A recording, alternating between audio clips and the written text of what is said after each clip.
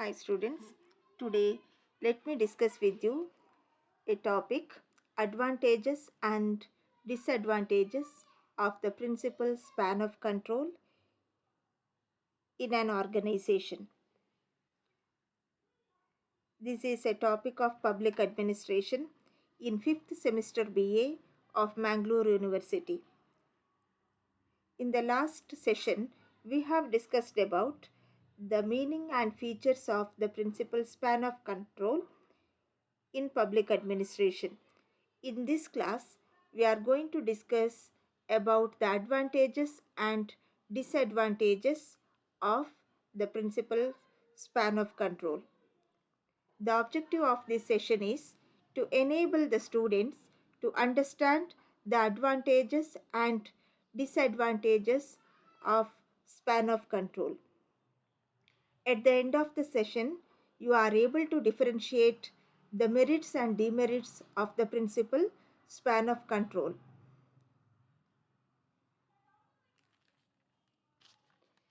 There is no precise number of subordinates that can be effectively directed by a single superior. In other words, there is no golden number which represents the optimum level at which superiors can give adequate attention to their subordinates. In practice, it tends to run between 3 and 8. ಒಬ್ಬ ಮೇಲಧಿಕಾರಿಯು ಪರಿಣಾಮಕಾರಿಯಾಗಿ ನಿಯಂತ್ರಣ ಮಾಡಬಲ್ಲ ಅಧೀನ ಅಧಿಕಾರಿಗಳ ಸಂಖ್ಯೆಯ ಬಗ್ಗೆ ಒಂದು ನಿರ್ದಿಷ್ಟ ಸಂಖ್ಯೆಯನ್ನು ಗುರುತಿಸಲು ಕಷ್ಟಸಾಧ್ಯ. ಒಬ್ಬ ಮೇಲಧಿಕಾರಿಯು ಗರಿಷ್ಠ ಮಟ್ಟದ ಗಮನ ನೀಡಿ ನಿರ್ದೇಶಿಸಬಲ್ಲ ಅಧೀನ ಅಧಿಕಾರಿಗಳ ಸಂಖ್ಯೆಯನ್ನು ನಿರ್ದಿಷ್ಟಪಡಿಸುವುದು ಸಾಧ್ಯವಾಗಿಲ್ಲ. ಎಲ್ಲರೂ ಒಪ್ಪಿರುವಂತೆ ಒಬ್ಬ ಮೇಲಧಿಕಾರಿಯ ಮೇಲ್ವಿಚಾರಣಾ ಸಾಮರ್ಥ್ಯಕ್ಕೆ ಒಂದು ಮಿತಿ ಇದೆ. ಈ ಮಿತಿಯನ್ನು ನಿರ್ಧರಿಸುವುದು ಕಷ್ಟ. ವಾಸ್ತವವಾಗಿ ಈ ಸಂಖ್ಯೆಯು 3ರಿಂದ 8ರೊಳಗೆ ಇರುತ್ತದೆ. We may also say that there is no unanimity about usefulness of the concept of span of control as a principle of organization, but it is also not useless one. Dimock says, like other organizational principles, one view is that there is difficulty of using the concept of span of control as a frame of reference or as a guide to the administrator. Although span of control may be less useful as a strict organizational principle, it cannot be completely ignored as an administrative principle. As with so much in public administration, in the case of span of control also, it becomes a question of finding a proper balance for each particular situation. George Berkeley says, span of control is not something that the organization ought to have, but something it does have. ಡಿಮೋಕ್ ರವರು ಹೇಳುವಂತೆ, ಉಳಿದ ಸಂಘಟನಾ ತತ್ವಗಳಂತೆ ನಿಯಂತ್ರಣ ವ್ಯಾಪ್ತಿ ತತ್ವವನ್ನು ಆಡಳಿತಗಾರರಿಗೆ ಮಾರ್ಗದರ್ಶನ ತತ್ವವಾಗಿ ಅಳವಡಿಸುವುದು ಕಷ್ಟ. ಸಂಘಟನಾ ತತ್ವವಾಗಿ ಇದು ಬಹಳ ಕಡಿಮೆ ಉಪಯುಕ್ತವಾಗಿದೆ, ಆದರೂ ಅದನ್ನು ಸಂಪೂರ್ಣವಾಗಿ ನಿರ್ಲಕ್ಷಿಸುವಂತಿಲ್ಲ. ಸಾರ್ವಜನಿಕ ಆಡಳಿತದಲ್ಲಿ ನಿರ್ದಿಷ್ಟ ಸನ್ನಿವೇಶಕ್ಕೆ ಅನುಸಾರವಾಗಿ ನಿಯಂತ್ರಣ ವ್ಯಾಪ್ತಿಯನ್ನು ಬದಲಾಯಿಸಬೇಕಾಗುತ್ತದೆ. ಜಾರ್ಜ್ ಬರ್ಕ್ಲಿ ಅವರು ಹೇಳುವಂತೆ, ನಿಯಂತ್ರಣ ವ್ಯಾಪ್ತಿಯು ಒಂದು ಸಂಘಟನೆಯು ಮಾಡಬೇಕಾದಂಥದ್ದಲ್ಲ, ಅದು ಸಂಘಟನೆಯಲ್ಲಿ ಇರುವಂಥದ್ದು. Now, let us discuss the advantages of span of control. A narrow span of control provides better communication between managers and their employees. It gives managers better control over their specific subordinates. Employees get chance to provide feedback to their managers. ಕಿರಿದಾದ ನಿಯಂತ್ರಣ ವ್ಯಾಪ್ತಿಯು ಸಂಘಟನೆಯಲ್ಲಿ ವ್ಯವಸ್ಥಾಪಕ ಮತ್ತು ಉದ್ಯೋಗಿಗಳ ನಡುವೆ ಉತ್ತಮ ಸಂಪರ್ಕವನ್ನು ಏರ್ಪಡಿಸುತ್ತದೆ. ನಿಯಂತ್ರಣ ವ್ಯಾಪ್ತಿ ತತ್ವವು ಒಂದು ಸಂಘಟನೆಯಲ್ಲಿ ವ್ಯವಸ್ಥಾಪಕನು ನಿರ್ದಿಷ್ಟ ಅಧೀನ ಅಧಿಕಾರಿಯ ಮೇಲೆ ಸ್ಪಷ್ಟವಾದ ನಿಯಂತ್ರಣವನ್ನು ಸಾಧಿಸುವುದಕ್ಕೆ ಅವಕಾಶ ಕಲ್ಪಿಸುತ್ತದೆ. ನಿಯಂತ್ರಣ ವ್ಯಾಪ್ತಿ ತತ್ವದ ಮೂಲಕ ಒಬ್ಬ ಉದ್ಯೋಗಿಗೆ ತನ್ನ ವ್ಯವಸ್ಥಾಪಕರ ಬಗ್ಗೆ ಸರಿಯಾದ ಪ್ರತಿಕ್ರಿಯೆ ನೀಡಲು ಸಾಧ್ಯವಾಗುತ್ತದೆ.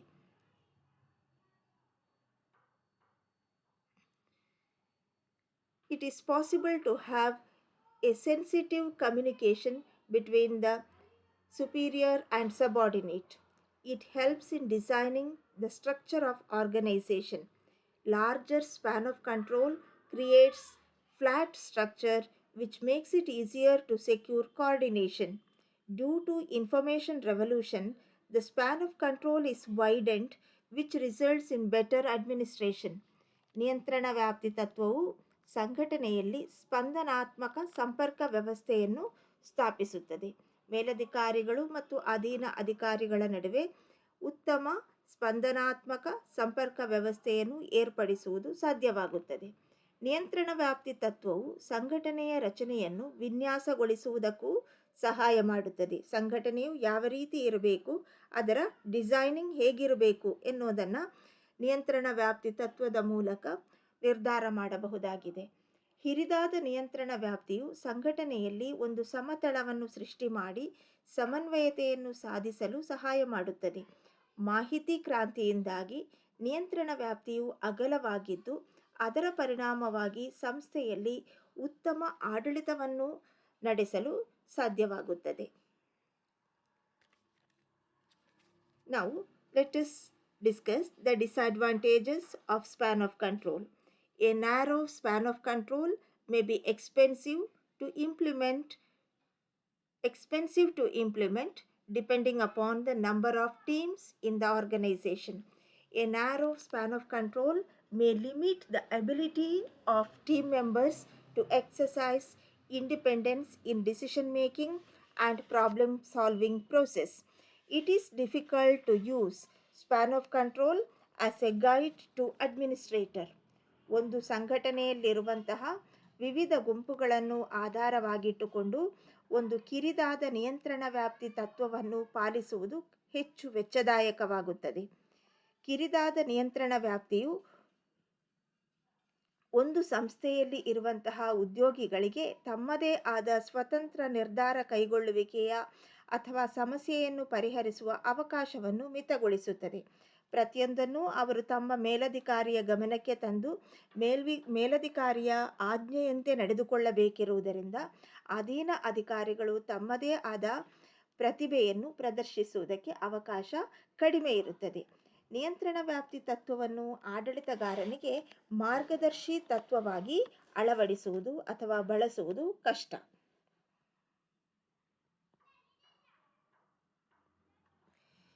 Taller organization with many layers of management means less efficient communication upwards. Too much direction decreases initiatives and morale of the subordinates. It increases number of supervisory staff and paperwork, thus involve in higher costs. It leads to red tapeism and delay. Larger span of control is less effective. Too many subordinates reporting to a superior creates overloaded superior. Supervisor takes so much time and hence other responsibilities of the supervisor will suffer. ಒಂದು ಸಂಘಟನೆಯಲ್ಲಿ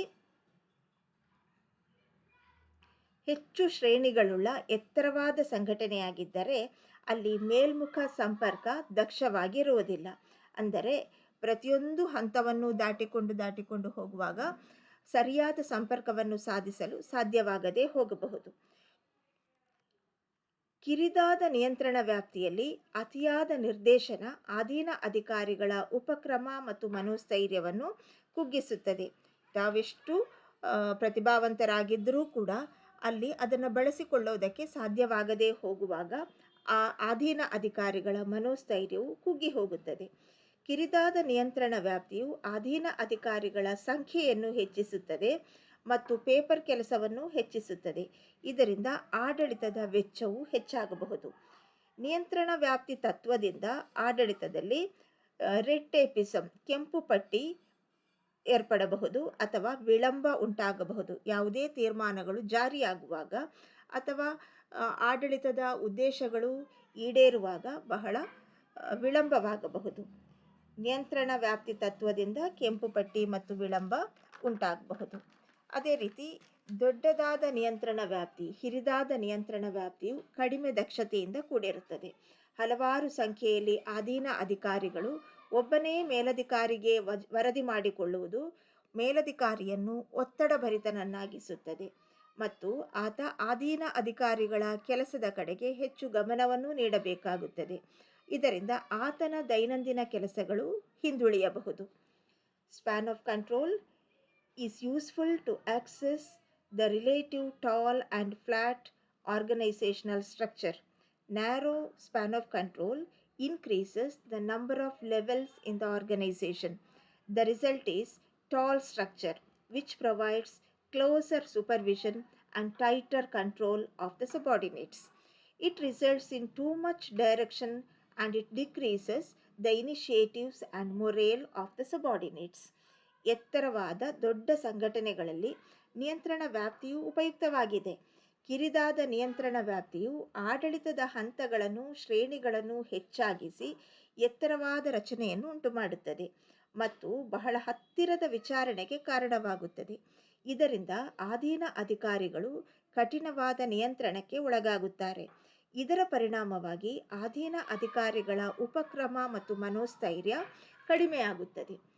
In conclusion, we can say the subordinates reporting to one superior should neither exceed nor fall short of the numbers which can be effectively coordinated or directed. In other words, the number of subordinates and administrators must be decided by the supervisor based on the need of supervision.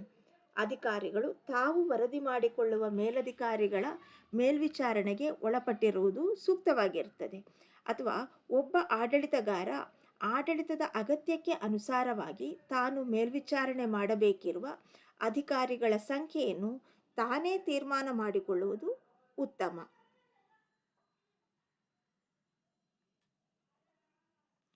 Let's have a recap. A narrow span of control provides better communication between managers and their employees. Coordination becomes easy. ಕಿರಿದಾದ ನಿಯಂತ್ರಣ ವ್ಯಾಪ್ತಿಯು ವ್ಯವಸ್ಥಾಪಕರು ಮತ್ತು ಅಧಿಕಾರಿಗಳು, ಉದ್ಯೋಗಿಗಳ ನಡುವೆ ಉತ್ತಮ ಸಂಪರ್ಕವನ್ನು ಏರ್ಪಡಿಸುತ್ತದೆ.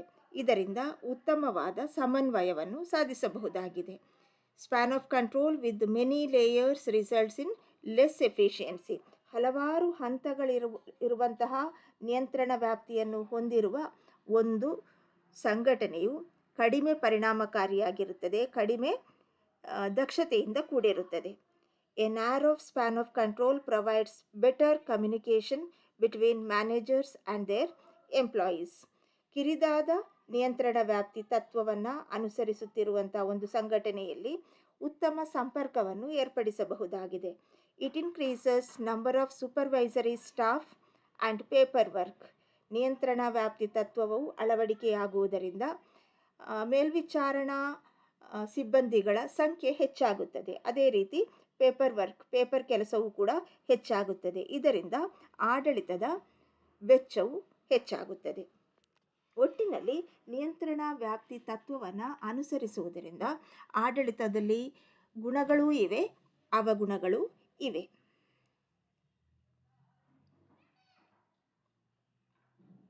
Thank you.